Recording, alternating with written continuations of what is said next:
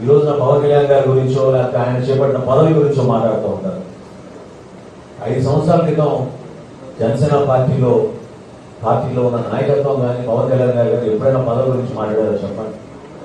ఆయన అన్న మాట ఒకటే, మనం ధైర్యంగా ప్రజల కోసం నిలబడితే, పార్టీ కోసం మనం కష్టపడి పనిచేసుకుంటే పదవులే మన దగ్గరికి వెతుకుంటూ వస్తాయి. దానికోసం నిలబడ్డాం మనం జనసేన పార్టీ. కొంతమంది మరి వాళ్ళు ఏమన్నా మూర్ఖులని అనాలి.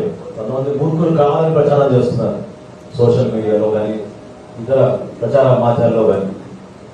అసలు జనసేన పార్టీలో ఎప్పుడైనా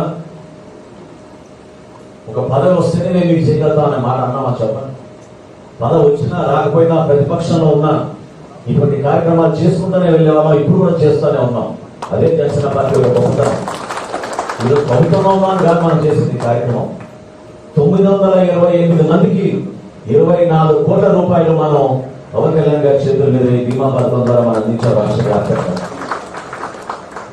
ఎవరు చేయగలిగారు చెప్పండి.